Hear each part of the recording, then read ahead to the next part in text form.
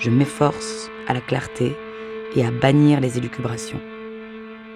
Ai-je rêvé de ce mélange de calligraphie et de gribouillis, d'argot et de Marie Chantal, d'ordures et de poèmes?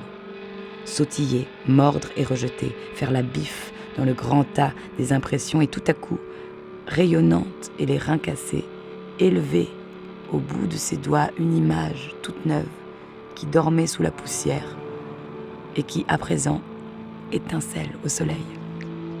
Et c'est l'histoire d'une mésaventure de ma petite bonne femme à la patte cassée, quoi.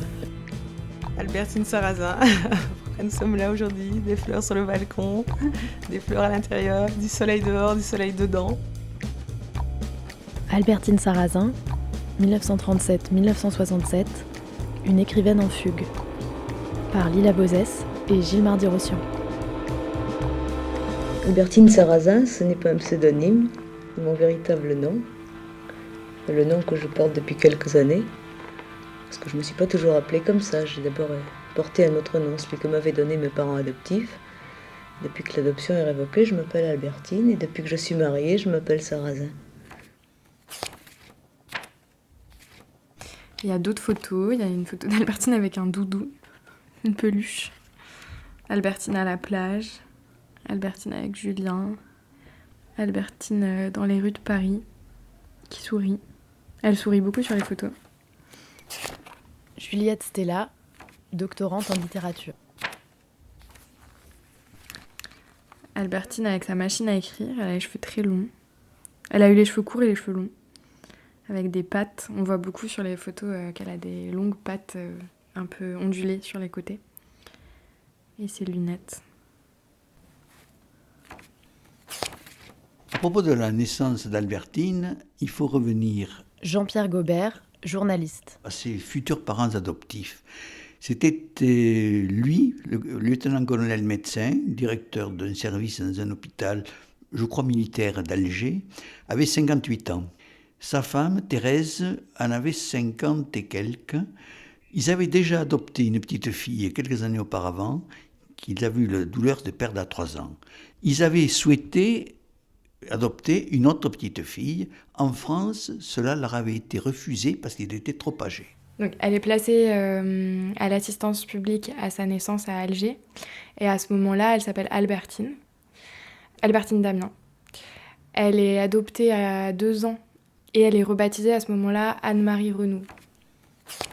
Alors sur cette photo, on voit Albertine, toute petite. Elle doit être en Algérie. Véronique Blanchard, historienne. Elle doit avoir autour de 3-4 ans, puisque juste à côté d'elle, on voit une dame avec un chapeau, à l'air un peu stricte, des lunettes noires. Et c'est peut-être Mother. En tout cas, c'est comme ça qu'Albertine nomme sa mère adoptive dans plusieurs de ses textes.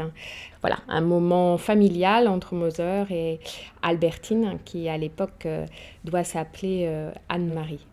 Elle grandit et très rapidement, dès qu'elle a 3 ans, 4 ans, elle se révèle comme une fillette extrêmement vivante et très percutante à tous égards. Ils vont essayer de lui transmettre les valeurs de leur vieille famille bourgeoise eux aussi. Le bourgeois dans la famille, c'est le colonel, c'est pas sa femme, Thérèse. Ce monsieur ne supporte pas que l'on n'obéisse pas. Et la gamine est rétive. Et cela va poser un problème au sein de ce ménage. Parce que plus elle va grandir et plus elle va se rendre compte qu'elle ne ressemble vraiment pas à ses parents adoptifs. Et les relations vont se pourrir. Et nous arrivons comme ça jusqu'en 1946 où le colonel a sa retraite. Il part à Aix-en-Provence parce qu'il est de la région. Et la petite Anne-Marie a 9 ans à ce moment-là.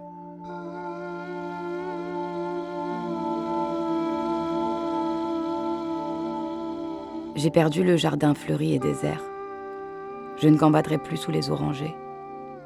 Nous venons de quitter l'Afrique du Nord. Mon colonel a pris sa retraite.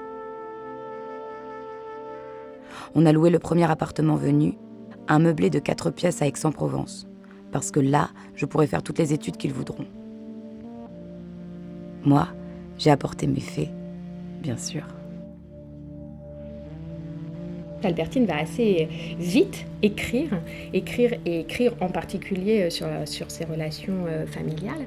Et ce qu'elle décrit, ce qu'elle raconte, c'est des rapports assez conflictuels, en tout cas à partir de l'adolescence.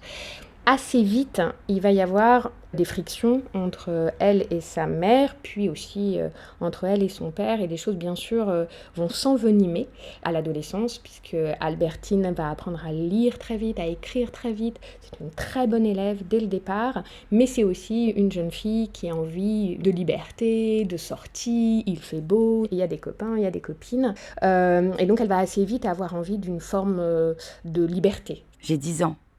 Je baisse le nez sous la hurlade et le mot « partir » se dessine sur mon front. J'étais la fille d'un couple de vieux. Soudain, tout m'ennuyait, me devenait pâle. Le chemin d'être grande s'étirait, infini. Alors, on est dans les années, tout début des années 1950, 52.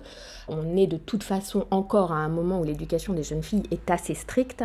Donc la norme, c'est quand même un contrôle du corps des jeunes filles, des sorties des jeunes filles. On ne va pas au café comme ça en 1950. Et le contrôle de ses parents adoptifs est un peu plus important encore que la norme familiale de l'époque. Aix-en-Provence, c'est bien mignon, mais... J'avais les yeux bouchés à toute vieille pierre, à tout paysage pittoresque. Je me moquais bien du bon air et du beau soleil. J'aimais la pluie, les larmes. Je m'enfermais dans les armoires ou bien je m'échappais pour l'échappatoire. J'emportais de quoi écrire et du papier que je rapportais vierge. Je me gribouillais les yeux dans l'escalier. Je voulais partir. Mais où ? Séduire. Mais qui ? Écrire. Mais quoi ? Et il va y avoir des mini-fugues de la part d'Albertine. Elle va sortir et ne pas rentrer, une nuit, 2 nuits. Et après le pensionnat qui ne va pas fonctionner parce qu'elle va faire le mur extrêmement vite. Finalement, le père d'Albertine, le colonel, va se retourner vers la justice. C'est ce qui se fait à l'époque. C'est tout à fait ordinaire, on va dire. Il va aller voir un juge des enfants et il va demander ce qui s'appelle une correction paternelle. C'est-à-dire qu'il considère qu'il a de graves mécontentements vis-à-vis de sa fille, vis-à-vis d'Anne-Marie, Albertine. Et donc, il va demander au juge d'intervenir. Et le juge va placer Albertine au Bon Pasteur de Marseille, qui est une institution extrêmement connue à Marseille et ailleurs, pour au minimum 1 an, mais c'est souvent jusqu'à majorité. On est en 1952, elle a 15 ans. Donc, a priori, jusqu'à majorité au Bon Pasteur de Marseille. Sur la photo de gauche, donc on voit une photo de classe en fait qui a été prise au Bon Pasteur avec une sœur au milieu et toutes les pensionnaires autour, rangées sur plusieurs étages, plus petites de taille aux plus grandes. Et Albertine est au centre, assise par terre, devant la bonne sœur. Arrivée au Bon Pasteur, il y a déjà 2 pensionnaires qui s'appellent Anne-Marie et Anne, donc on la rebaptise Annick. Et elle porte des lunettes, elle a les cheveux attachés, elle sourit. Elle a vraiment l'air d'une enfant très sage. Et en fait, tout le monde a l'air assez sage parce que tout le monde est en uniforme avec un col blanc et une tenue sombre. Tout le monde sourit. C'est quoi un bon pasteur ? Qu'est-ce qu'elle découvre, Albertine, à 15 ans, quand ces grandes portes s'ouvrent et se referment derrière elle ? C'est une institution religieuse. C'est un monastère à double clôture. Les jeunes filles déviantes, les jeunes filles hors normes, les mauvaises filles vont se retrouver très majoritairement dans la France des années 50 et 60 dans cette institution religieuse. Donc Albertine se retrouve dans une institution très enfermée. Elle est prise en charge par des sœurs. Et puis une discipline religieuse quotidienne, faite de prières, de règles, de travail, et de quelque chose aussi de l'ordre d'une invisibilisation du corps juvénile féminin. C'est-à-dire qu'il y a vraiment l'idée qu'il faut absolument effacer ce corps pécheur qui pourrait être amené à peut-être aussi se retrouver au bord du trottoir à se prostituer, puisque c'est la grande menace qui fait peur à l'opinion publique de l'époque, aux parents de l'époque, aux magistrats de l'époque et puis bien sûr aux sœurs. Voilà, on est surveillé dedans, on est surveillé dehors, dans un collectif qui, comme l'a écrit Albertine, est extrêmement étouffant et extrêmement violent. Je feuillette. Oui, en fait, ce qui me touchait dans les photos, c'est... Lisette Lombé, poétesse et slameuse. Il y a tout le côté, on voit cette sœur-là, on voit le petit uniforme, on voit toutes ces jeunes filles qui ont l'air bien rangées, mais alors à l'intérieur, on sait qu'elles ont des rêves, on sait qu'elles ont des fantasmes, on sait tout ça, que ça bouillonne à l'intérieur, que les bourgeons sont... Mais il y a cet uniforme, il y a cette pose, il y a cette obligation, il y a ce corset imposé. Et voilà, et je pense que certaines... c'est ça aussi qui est touchant dans ce genre de photos, c'est que dans les trajectoires de vie, on sait que certaines ne sortiront jamais du corset qui leur est imposé là très jeune, et puis que d'autres vont déchirer les vêtements, vont changer de garde-robe, vont prendre des chemins de traverse, voire même des chemins de mauvaise vie, on va dire, mais des chemins de liberté. Et ça, je trouve que c'est impressionnant quand on voit une photo comme ça. C'est quand même des époques où on doit garder le sourire, malgré plein de choses un peu dégueulasses. Des obligations, des violences sociales, sexuelles, des paroles des femmes corsetées, des paroles de femmes invisibilisées.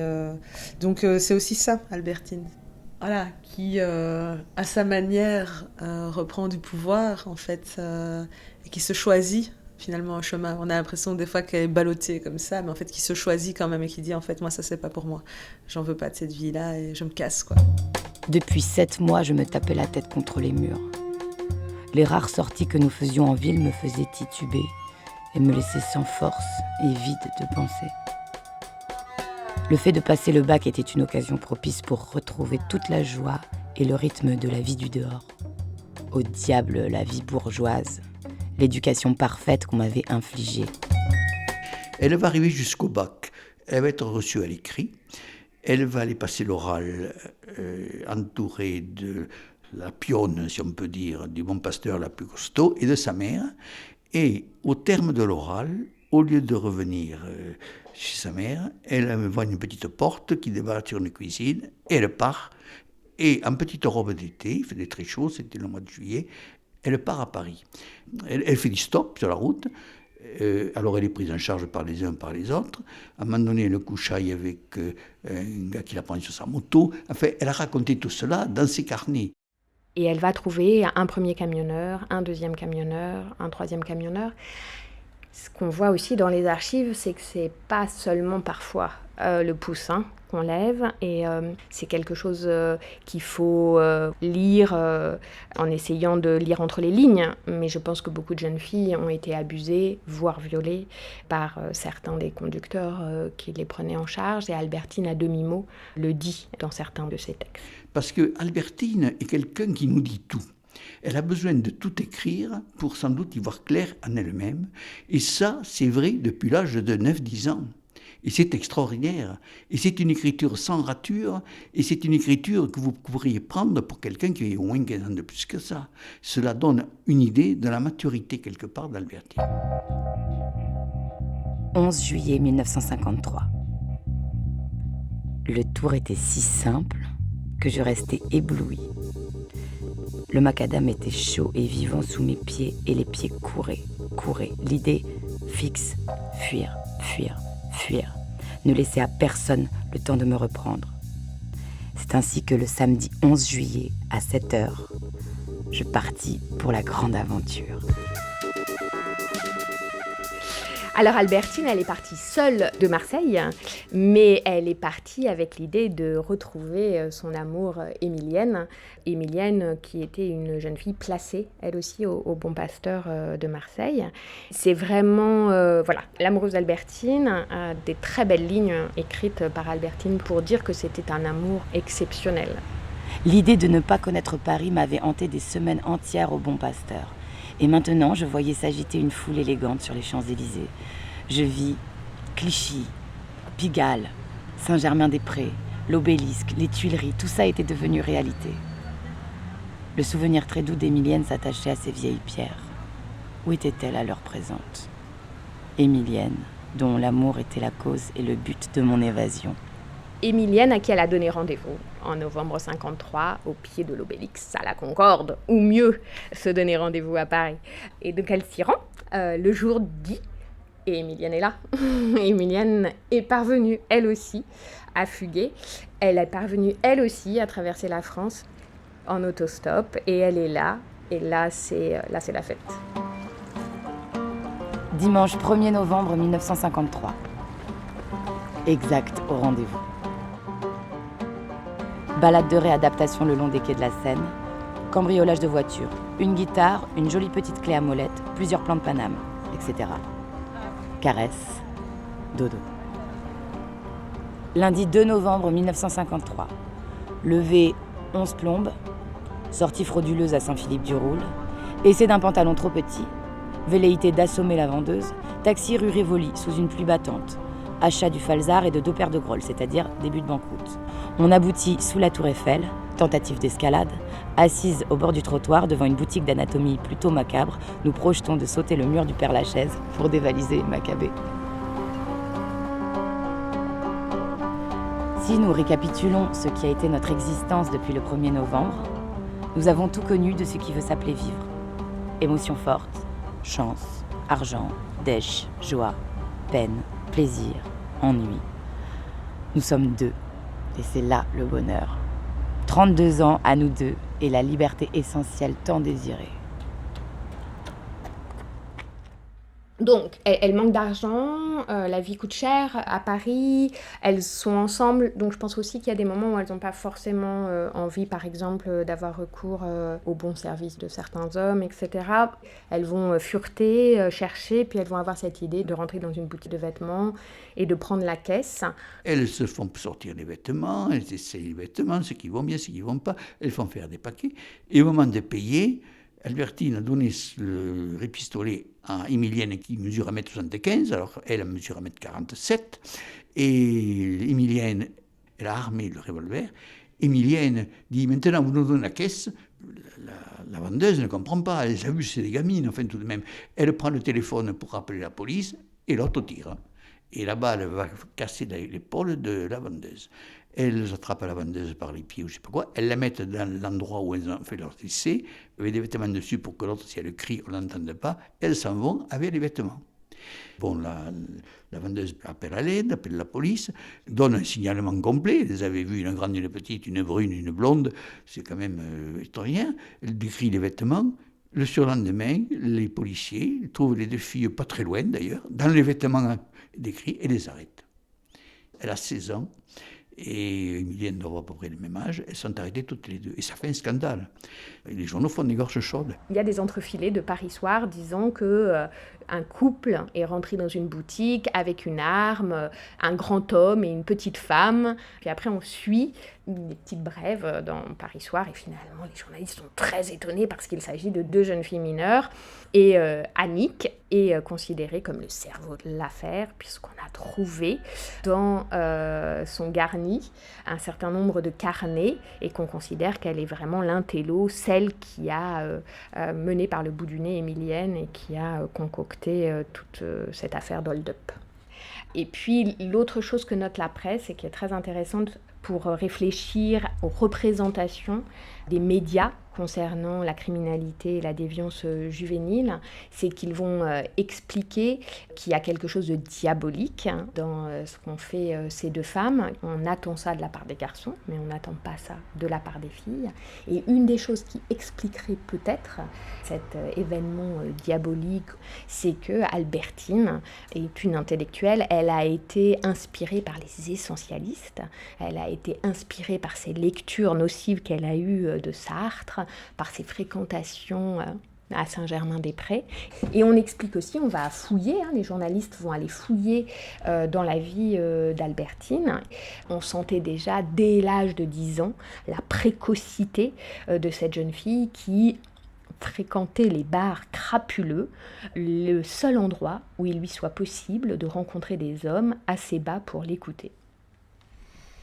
Un autre point qui est noté par les journalistes et qui va là aussi faire couler un petit peu d'encre, c'est le fait qu'on ait affaire à un couple de femmes lesbiennes. En tout cas, ce n'est pas ces mots-là qui sont utilisés, mais on parle, comme on le dit à l'époque, d'amitié particulière.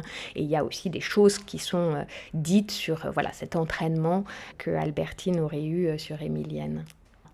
Mais ce qui est absolument incroyable, c'est que d'autres jeunes filles font tout ça, mais elle le dit, elle l'écrit, elle le clame et elle le revendique. Est-il vrai que la jeunesse n'ait été qu'un mirage ? Un triste rêve ? Quelques étincelles de regret, bien sûr, parce que j'ai 18 ans, à peine, qu'on revient toujours à ses amours premières, et qu'à l'origine, j'ai passionnément aimé la vieille maîtresse la vie. Serais-je séparée d'Émilienne ? Je l'aime tant qu'il me semble l'avoir chérie dans 1000 vies antérieures. Et elles vont être comme cela, envoyées à Fresnes, où elles vont commencer 2 années de détention en préventive avant le jugement qui les amènera en cour d'assises. Albertine est mineure au vu de la loi et donc elle va attendre son jugement aux assises. La justice va considérer qu'il s'agit d'un crime. Donc elle va être jugée avec Émilienne aux assises. C'est long, c'est très long. Et Albertine écrit beaucoup dans sa cellule de Fresnes et elle dit à quel point elle est angoissée par tout ça, à quel point elle a peur, à quel point elle ne souhaiterait pas retourner au Bon Pasteur, à quel point elle a peur d'être enfermée longtemps. J'ai mes mains pour accepter cette vie. J'accepte et je feins de rendre. Pour payer ma place, la place de parasite que j'ai toujours et partout occupée, en moi perpétuellement se disputent l'envie de partir et l'incertitude d'arriver. Et pour m'évader du réel et de son cortège de corvées, je dois accepter des autres la pitance. Au plus petit des oiseaux, Dieu donne la pitance. Mais je n'ai d'oiseau que les ailes et la cervelle pour le manger, le dormir et le jouir. Je préfère ne pas espérer en la pitance de Dieu. Que je ne sois jamais en famille. Que je me sente toujours au ventre et au cœur cette liberté ancienne. La liberté de cesser ou de resserrer, que je me persuade d'avoir choisi. Je n'ai ni don ni ambition. Je n'ai pas même les vices que mon père adoptif me prêtait. Nous n'avons pas fait tant de folie au fond. On s'enfuit souvent avec un homme, on se cache toujours avec un amant. On meurt facilement quand on conduit vite. Les fugueuses et les accidentés se ramassent à la pelle sur la route nationale. Nous aurions vécu traqués, maudits, affamés. Tu aurais eu une fin grandiose ou torturée. Tu aurais vidé ta vie comme on vide des étriers, ou tu l'aurais vidé lentement comme du sang sur un trottoir obscur.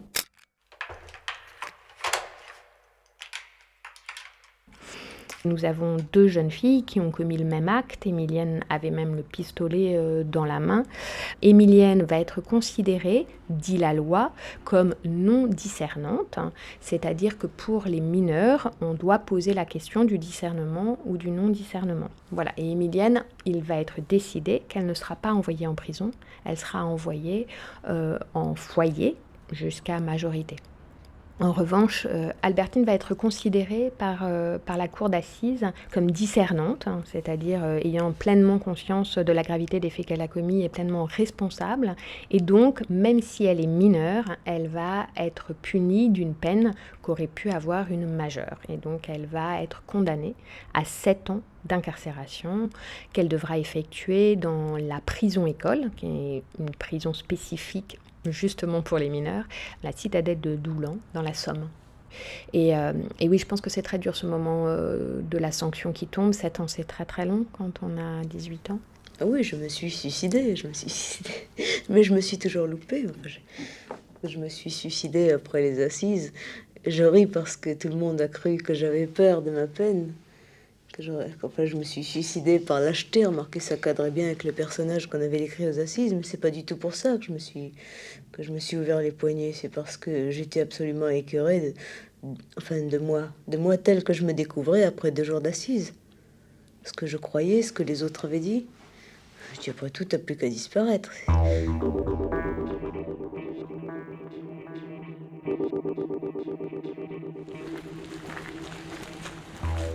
Là, on passe sous la chambre à orgue et on arrive dans l'ancienne citadelle, c'est-à-dire la première construction fortifiée.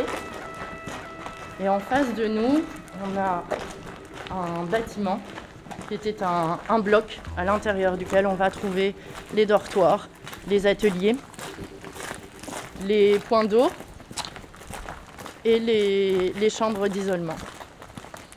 Margot Lepage, médiatrice culturelle à la citadelle de Doulan.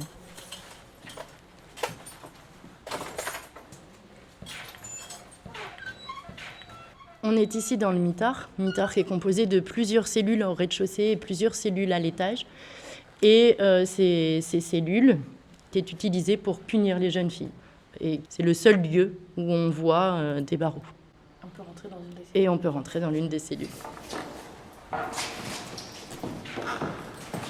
8 mètres carrés par cellule.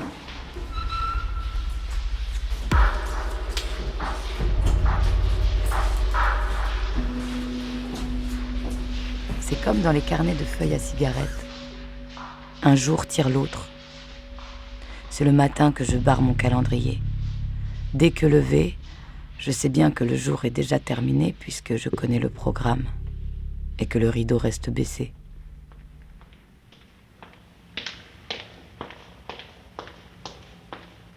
J'ai entendu une interview d'une psychiatre qui a longuement suivi Albertine. Albertine, d'ailleurs, lui dédicace La Cavale, la psychiatre Gogoa Miquel, si je ne dis pas de bêtises. Et dans cette interview, la psychiatre dit que les personnes qui travaillaient pour la citadelle de Doulan avaient fait réaliser, sans que personne ne le voie, des barreaux courbés pour le mitard, qui permettraient aux jeunes filles qu'elles passent la tête entre les barreaux pour pouvoir s'en évader. Est-ce qu'elle s'est évadée du mitard, ça ? On ne le sait pas.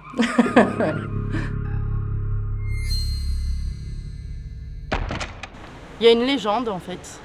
Il y a une légende autour de l'évasion d'Albertine Sarrazin, puisqu'en fait, le mur le plus impressionnant quand on est à l'extérieur de la citadelle, c'est celui qu'on peut voir là quand on va se positionner sur le bastion qui est juste en face de nous, qui pourrait être le lieu depuis lequel s'est évadée Albertine.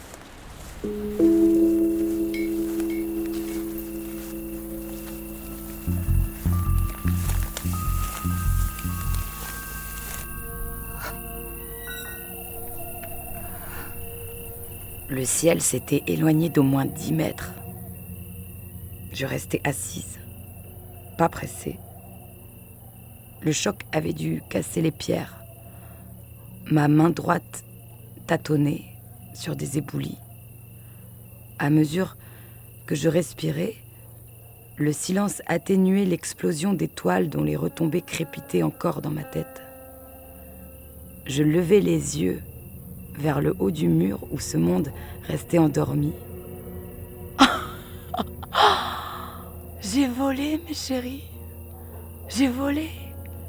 Plané et tournoyé pendant une seconde qui était longue et bonne. Un siècle. Et je suis là, assise, délivrée de là-haut, délivrée de vous. Mais on ne peut que constater que ce rempart est quand même assez haut. Alors si on prend la lecture de l'Astragale, Albertine nous dit qu'elle franchit un mur de plus de 10 mètres de haut, donc pourquoi pas ? Mais ça semble peu probable que dans sa chute, elle ne se fracture que l'Astragale, étant donné la hauteur du mur qu'on a face à nous. Ça semble un peu plus probable que Albertine se soit enfuie à proximité du bloc 1, où d'ailleurs elle était certainement placée la nuit en dortoir, plutôt que du mitard. Et il y a l'interrogatoire de la surveillante qui passe avant la nuit faire le tour des dortoirs, qui voit Albertine dans son lit. À la seconde ronde, dans la nuit, Albertine est a priori toujours dans son lit, et qu'à la ronde de la matinée, on s'aperçoit qu'en fait, ce n'était pas Albertine dans son lit, mais qu'elle avait caché des coussins pour dissimuler son évasion cette nuit-là. Les rares éléments que nous donne Albertine dans l'Astragale Gilles Prilot, sont... archéologue. Elle saute du rempart, c'est évident. Devant nous, donc, le rempart était en partie détruit par le bombardement américain 1944. Ici, on a quelque chose qui reste quand même un petit peu chaotique, mais on peut imaginer de sauter, de tourner boulet, et ça reste dangereux. Restons sur le factuel.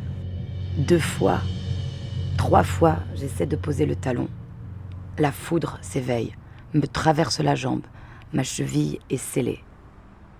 Donc c'est le début de l'astragale. D'un coup, elle se rend compte qu'elle a mal au bout de la jambe et qu'en fait, elle aurait pu tout se casser, mais elle s'est cassé seulement l'os du pied qui s'appelle l'astragale. Du coup, elle peut pas marcher, elle rampe dans la nuit jusqu'à la route. Ensuite, elle va ramper jusqu'à la route. Dans tous les endroits qu'on a vus depuis tout à l'heure, ramper, c'est quand même plusieurs dizaines, voire centaines de mètres. Là, juste derrière nous, on est à peu près à 80 mètres. La nuit est opaque. Je rampe, mes coudes deviennent terreux. Je saigne de la boue. Les épines me percent au hasard des buissons. J'ai mal, mais il faut continuer à avancer. Et un des éléments qu'elle voit, lorsqu'elle va essayer de se diriger vers la route de Paris, c'est un réverbère. Et juste devant vous, vous avez un pylône électrique avec de la lumière. Je suis debout, sur la plante des rotules. Je contourne le grillage. Un genou, un coude, un genou, un coude. Ça va, je m'habitue. Je m'affale en travers de la bande jaune. Le premier écraseur est pour moi. Le voilà, c'est un camion. Il va dans mon sens et rapportera à Paris, collé à ses roues, des lambeaux de moi. Je le regarde dans ses gros yeux jaunes. Il vient sur moi. À quelques mètres, le camion bifurque, monte sur l'accotement et stoppe. J'entends souffler les freins, puis la portière claque et des pas s'approchent. Je reste écrasée, les yeux clos. Mademoiselle ? Il y a un camion qui passera, quand le camion verra cette gamine avec cette histoire-là, il comprend qu'il y a des risques, il n'est pas d'accord, il continue sa route. Et là, une voiture passe. Elle voit les phares, ça s'arrête, un homme descend. Derrière, une voiture s'arrête, il y a 2 hommes à bord, Julien descend, il voit cette fille. Je pense que le cœur d'Albertine bat très fort. Et le jeune homme va vers elle, comprend tout de suite la situation. L'homme s'accroupit devant moi et promena le faisceau d'une lampe de poche. Je voyais le blond lisse de ses cheveux, l'ocre rose de son oreille et de sa main. Ensuite, tout se passa très vite. Affranchis personne et surtout ne bouge pas, dit l'homme avant de se relever. Je vais revenir te chercher. Attends-moi. Attends-moi tout le temps qu'il faudra. Et donc Julien, il lui dit d'attendre. Elle attend. Elle pense qu'il va pas revenir. Finalement, il revient et il la prend dans sa voiture. Il prend sa moto, il repart en sens inverse, il récupère Albertine qui avait changé de place, mais enfin il la retrouve. Elle réussit à monter à califourchon derrière la moto. Il la met à l'abri chez sa mère, puis il va lui trouver différents abris pendant sa cavale. Cette scène, elle est juste magnifique, voilà, cette scène d'évasion. Après, c'est romanesque, mais c'est parfois la fiction et le réel se rejoignent. Puis cette rencontre, voilà, complètement presque chevaleresque, de son futur amoureux, là, qui arrive et qui la sauve, et qui ont des destins communs en miroir, avec des personnages qui sont tous les deux repris par la justice et qui vont à la fois s'épauler, se tirer et vers le haut et vers le bas.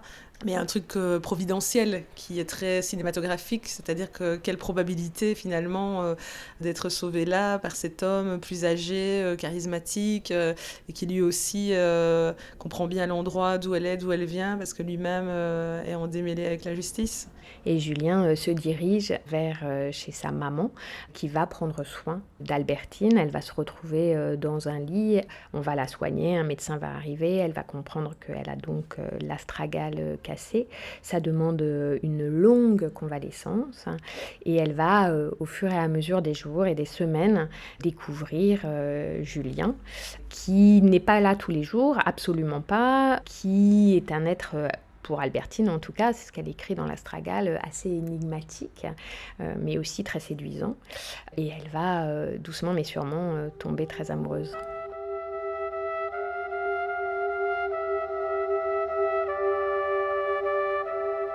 Puisque nous n'étions nés que pour nous reconnaître un jour, qu'importent les chemins de traverse.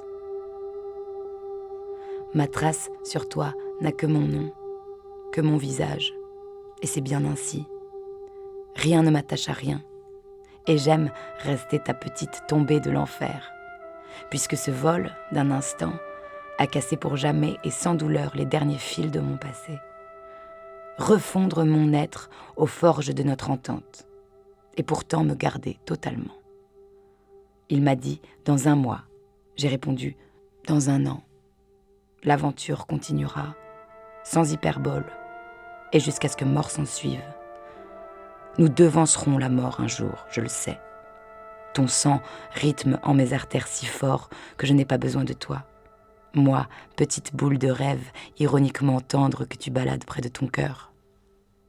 Ouais, c'est le grand amour, même si moi je dois bien avouer, alors autant quand j'étais plus jeune j'ai lu ça comme le grand amour, et puis après quand j'ai relu quand même dans la vraie vie mais aussi dans les personnages, c'est pas si simple, c'est pas réciproque tout de suite. Après il y a encore d'autres femmes qui sont là dans la course, il y a une différence d'âge, il y a une espèce de fascination qui, moi c'est vrai qu'à mon endroit, autant avant ça me fascinait moi-même aussi, autant là je la trouvais un peu risible, et je la trouvais même un endroit de vulnérabilité. Ça aurait pu, alors c'est moi qui projette, ça aurait pu très mal se passer à cet endroit-là de vulnérabilité, de dépossession et de possession de l'autre presque. Mais il se fait que le temps passant, il y a une forme de réciprocité, et donc du coup il a quelque part, alors que moi je me disais mais bon, ce gars, est-ce qu'il l'aime vraiment finalement Finalement je trouve que c'est après, dans l'action, dans la pérennisation du nom et de l'amour de sa femme, que là tout est éclatant et tout est beau. Ils vont faire toutes les folies possibles et imaginables. C'est véritablement, je vous dis, Bonnie and Clyde. Et un beau jour, la police les arrête, la gendarmerie. Julien avait dit à Albertine, demande à pisser et fout le camp, parce qu'il savait très bien qu'elle avait 3 ans de prison à faire derrière. Non, dit Albertine, j'ai eu trop de mal à te trouver, je reste avec toi. Donc, les gendarmes embarquent le couple. Les voilà tous les 2 partis pour des années de prison. Pour arriver à s'écrire et à se revoir, Julien a trouvé la solution, ils vont se marier. Et un jour, il annonce à Albertine qu'ils vont se marier, en 1959. Albertine apprendra à ce moment-là qu'elle a été dépossédée de son statut d'enfant adopté par son père adoptif, elle ne le savait pas, et elle commencera à ce moment-là à adresser des lettres, pas quotidiennes mais presque, à Julien. Ils vont se voir 1 fois par mois, peut-être, ou un peu plus, et en même temps, ils auront une vie intime, finalement, mais par littérature, simplement. Et en même temps, elle réussira à faire passer à Julien ce qu'on appellera des bifetons. Les bifetons, c'est des petits papiers personnels que l'on fait passer par la personne qui rentre dans les cellules pour apporter les plats, qui accepte pour une cigarette d'aller porter un petit mot à Julien. Et c'est pas rien de relire Albertine. Elle a une toute petite écriture, elle met des mots anglais un peu partout, des mots italiens, il s'arrache les cheveux, les survient. Elle est illisible pour les autres, elle fait simple pour les embêter. Et par contre, les bifetons sont très crus. C'est vraiment c'est plus que le cœur qui parle à l'ami et au mari, en fait. Quand on lit les carnets, ou même les lettres, on sent un espèce de flux, on sent quelque chose qui se déverse, quelque chose qui est urgent, quelque chose qui est vraiment de l'ordre du jaillissement, qui pulse dans tous les sens. Et ce que je sens, c'est qu'il y a une urgence de dire les choses. Et que il n'y a pas de filtre, il n'y a pas de questionnement. Ça va avec le traitement aussi du milieu carcéral, ça va avec la manière dont elle fait parler les personnages, ça va avec la manière... il y a une frontalité et une nervosité, et je pense que ça fait partie de ça, de ce choix de se mettre à nu sans calcul. Moi, en tant que slameuse, elle m'inspire. J'ai l'impression que c'est une slameuse dans son travail de la langue. Il y a chez elle l'utilisation des répétitions qui donnent vraiment un souffle, un lyrisme à son écriture. Il y a beaucoup de termes en argot, il y a des anglicismes. Elle est chargée d'oralité, d'inventivité, d'images, de métaphores extrêmement denses, et notamment sur les questions amoureuses. Il y a des endroits de grandes élévations, des endroits de verticalité. Voilà, on est embarqué là-bas tout en haut, et ça donne envie de tomber amoureuse, quoi. J'aime l'argot qui est tout différent de la grossièreté et qui pour moi est certainement beaucoup... J'ai essayé de me lancer dans le langage châtié, de feinter tout le monde, de parler au subjonctif, et puis ce n'était pas vivant, c'était pas bien. Et quelquefois je fais une phrase merveilleuse, j'y colle un mot d'argot, ça y est, elle chante. C'est mon style, c'est ma musique, je ne peux pas changer. Et elle va en particulier commencer à écrire des tranches de vie en prison successives, dont elle fera des nouvelles dans un premier temps, et qui plus tard constitueront l'architecture de la future cavale. Elle mettra tout dans ce livre-là et elle va y mettre tout pendant 5 ou 6 ans, ce n'est pas rien. Alors que ces 2 autres livres seront écrits chaque fois en 4 mois.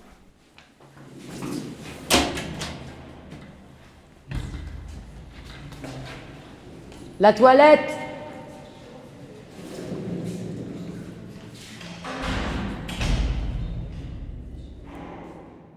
On se lave en bas, dans un angle de l'atelier. Les gobelets à dents sont le plus souvent des boîtes de Nescafé vides. Ici, à condition d'être une rapide, on peut se laver le cul à l'eau chaude. Une dévouée fonce la première et va remplir 2 seaux à la buanderie. La matonne boucle la porte sur elle jusqu'à la fin des ablutions. Il n'y aura pas une goutte de plus, qu'on soit 5 ou 25. Faut donc se ruer dans la file, cuvette en main, et essayer d'y griller à cette place pour arriver avant la fin des seaux. Torsion de gants, torsion de bras pour atteindre les omoplates, déballage de gambilles, dégringolade de seins.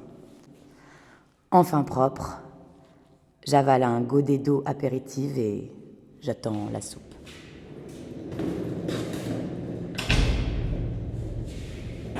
La soupe est servie au rez-de-chaussée par 2 soubrettes armées de louches, s'activant derrière 2 galetousses géantes, soupe et ragougnas, surchargées les jours gras par un récipient genre dîner sur l'herbe, où nagent à l'aise dans une sauce aqueuse et pâle les rations de barbac ou de poiscaille.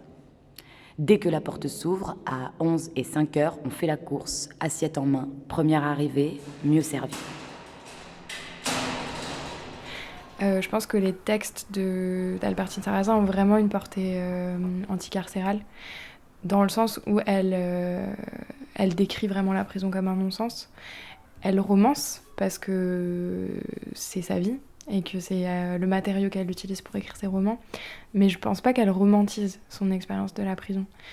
J'ai l'impression qu'elle en fait pas une situation enviable, ni quelque chose qu'elle désire ou qu'elle choisit.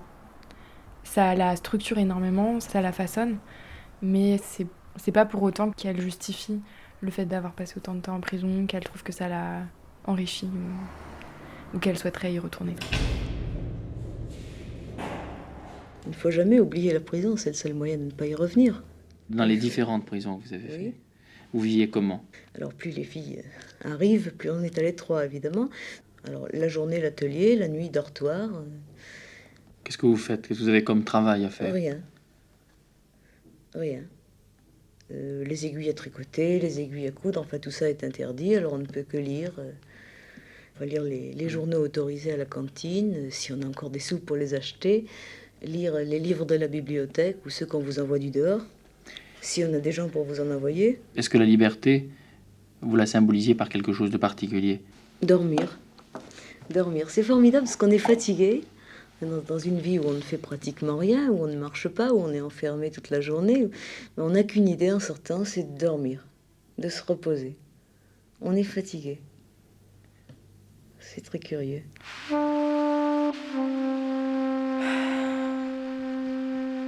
Ennui. Je m'ennuie. Il faut à l'inspiration même quelques bases. Et rien. Néant autour, pas une fleur, pas un être à renifler. Pardonne, cher, je n'ai rien de toi que ton visage et la couleur de ton encre et mon pauvre amour à faim. Une existence pareille ne devrait pas avoir le droit d'existence, car la joie barricadée, l'intellect bien empaqueté, les fringues dans la nafte, que reste-t-il?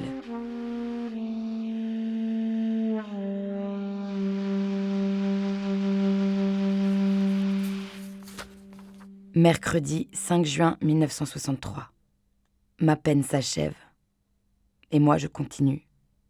Il faut donc, pour transition douce, que je vive à côté, pendant ces ultimes heures, que j'occupe le vieux moi à des baluchons maniaques et à la lecture de Feydeau, pendant que tout doucement, la fille émerge, nue, de la chrysalide pesante. Oh, c'est pas vrai. elle va s'installer à Alès et elle va dans cette ville du Gard parce qu'elle a réussi à faire transférer depuis Clairvaux, qui est peut-être la prison de France masculine la plus sévère, son mari, qui lui va aller finir sa captivité à Nîmes, à côté. Et Albertine donc commence son travail de journaliste pigiste au Méridional à Alès. Jusqu'au jour où elle se fait coincer en train de voler une bouteille de whisky au grand magasin du pays. Elle s'est fait coincer sur la bouteille de whisky. Mais quand les inspecteurs de police sont allés voir chez elle, ils ont trouvé de tout. Ils ont trouvé du homard, ils ont trouvé tout ce qu'on peut trouver de bon, parce qu'elle a préparé la sortie de Julien et pour faire des petits repas. Et c'est pas du tout pareil qu'une seule bouteille de whisky. Donc elle sera condamnée pour cela. Elle va en prison le soir à Alès. Et elle va commencer tout de suite à écrire l'Astragale. L'Astragale, ce sera pour elle un petit roman d'amour pour Julien. C'est un coup de cœur. En 4 mois, elle va écrire les 200 pages de l'Astragale. Maintenant, nous savons que contre elle, on joue perdant. On a fait les 400 coups. On ne regrette rien, mais on ne veut plus aller au dur, ni se séparer. L'aigreur, c'est comme les rides. Je ferai tout pour que cela ne vienne pas. Je masserai ma frimousse à la crème d'abeille. J'ai des années à rattraper. Je veux cisailler avec le passé, mais jamais je ne m'installerai dans la sécurité. Je sais trop que tout est provisoire. Le réveil sonne toujours, et toujours trop tôt. Ils vont en 1964 tous les deux se retrouver libres. Ils vont s'installer dans le sud, à Montpellier. Et là, elle a beaucoup écrit, Albertine. Et elle va prendre son courage à deux mains et envoyer son premier manuscrit, voire 2 manuscrits en même temps, aux éditions Pauvert. Et en moins de 48 heures, je crois. Bon, c'est la légende qui dit ça. Castelnau renvoie par retour du courrier, dit à Albertine, nous prenons l'Astragale, et il dit, voilà, on va commencer par l'Astragale, et l'année prochaine, si ça marche, on publiera la Cavale. Très bien.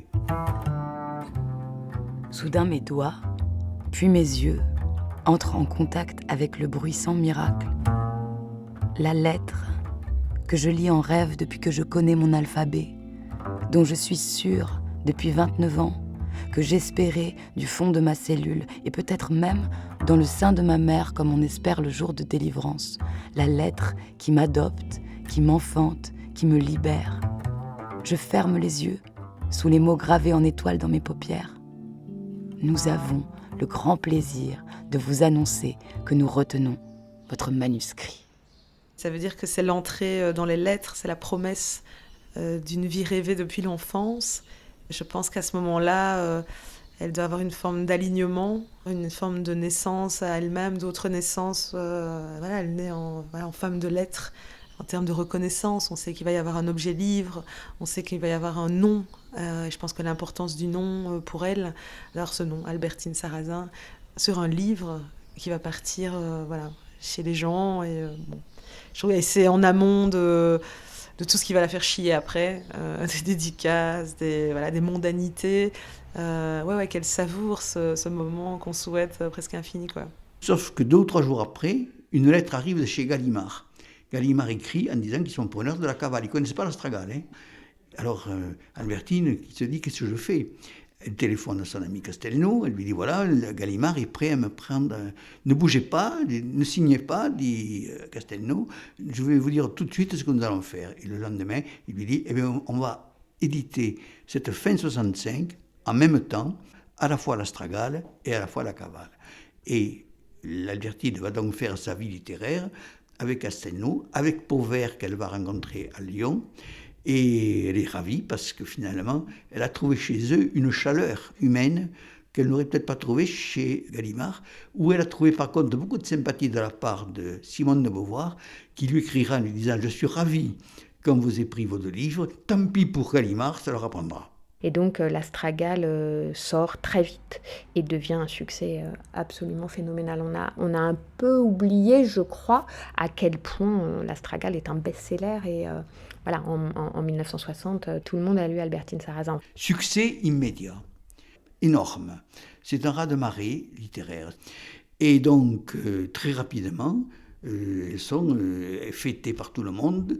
En l'espace de 3 mois, les ventes se poursuivent. Elle passe à la radio, elle est interviewée à la télévision, elle est dans les journaux. Enfin voilà, ça devient vraiment une grande écrivaine française de l'époque. C'est une forme de mode littéraire et de raz-de-marée littéraire qui submerge le couple qui habite à ce moment-là Montpellier. Et à partir de là, va commencer une sorte de course pour Albertine qui, pendant les 3 ans qui lui restent à vivre, même pas 3 ans, 2 ans à peine, va parcourir la France pour signer ses 2 premiers bouquins, puis va être lauréate d'un prix littéraire qui s'appelle le prix des 4 jurys, un nouveau prix qui va la conduire en voyage en Tunisie. Signer, bavasser dans des micros, s'ankyloser les zigomas, écouter des confidences, donner son avis sur des trucs, etc. Aidez-moi. Essayez qu'on en fasse un minimum maintenant, question signature. Autrement, je vais me dégoûter de ces bambins qui sont pourtant si charmants et si vigoureux. J'ai refusé le prix des enfants terribles, je n'en suis plus. Je refuse tout ce qui risquerait de me remettre dans des prisons plus subtiles et plus fermées que celles où j'ai passé. Où vivez-vous en ce moment, Albertine Sarrazin? Comment vivez-vous?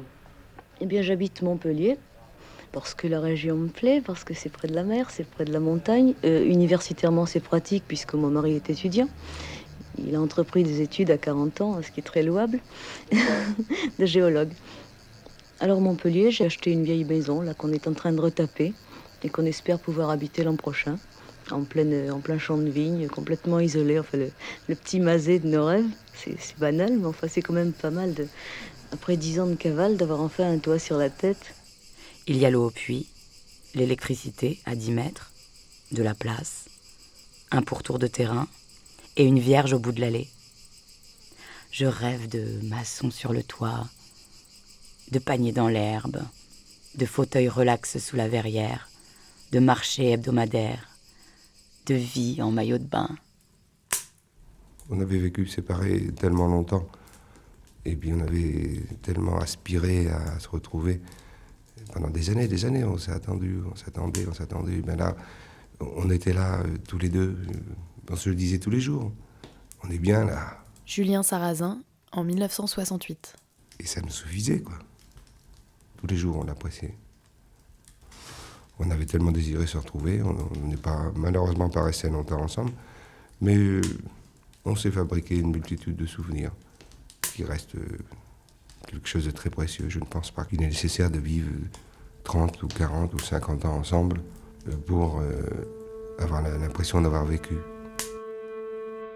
Lettre à Julien. Hôpital Cochin, 25 janvier 1967.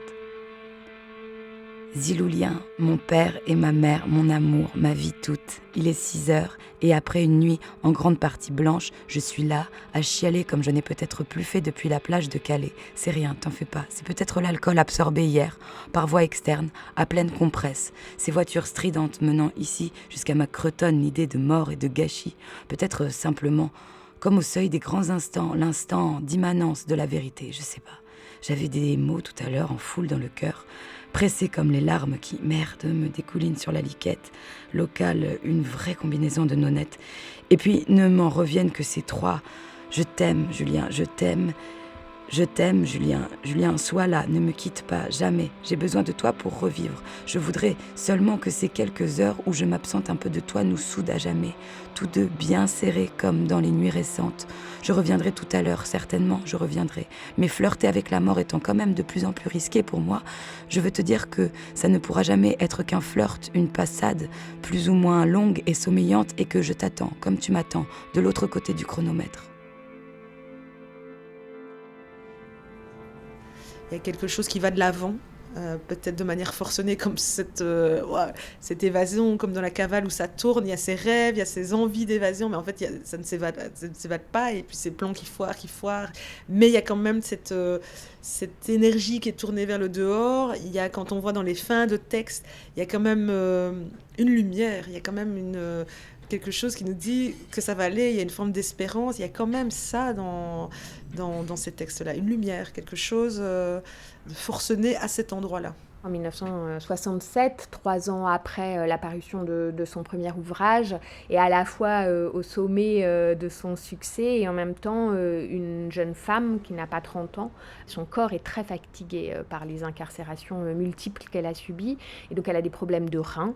Il faut qu'elle soit opérée, elle s'y résigne, elle est accueillie à l'hôpital de Montpellier, anesthésiée. Et il y a un souci au moment de l'anesthésie et elle meurt sur son lit d'hôpital. Elle n'a pas pu fêter ses 30 ans.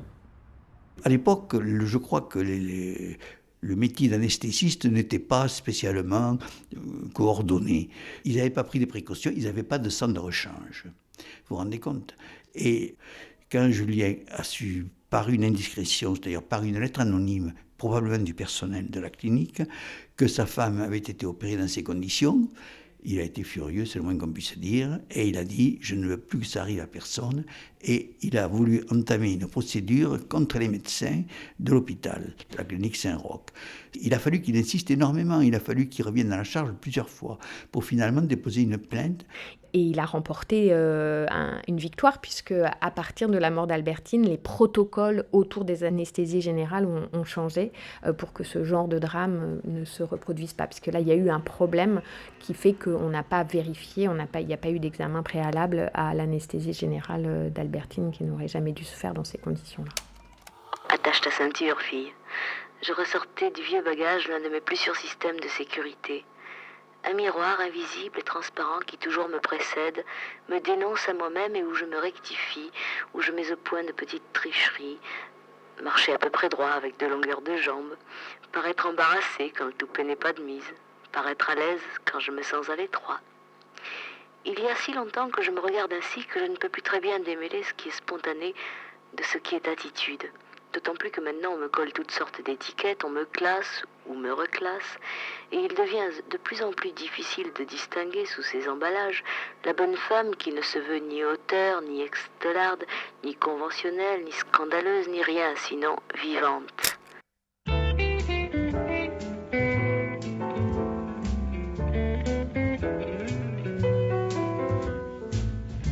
Albertine Sarrazin, 1937-1967, une écrivaine en fugue, par Lila Bozès et Gilles Mardy-Rossian. On va chanter. Qui va chanter ? Avec Lisette Lombé, je suis autrice, poétesse et slameuse. Donc moi je suis Véronique Blanchard, je suis historienne et spécialiste des mauvaises filles. Alors je m'appelle Juliette Stella, j'ai écrit une thèse sur les écrits de prison de femmes incarcérées entre 1945 et aujourd'hui. Jean-Pierre Gobert, journaliste. Gilles Prilot, je suis archéologue et je suis responsable du pôle scientifique à Somme Patrimoine.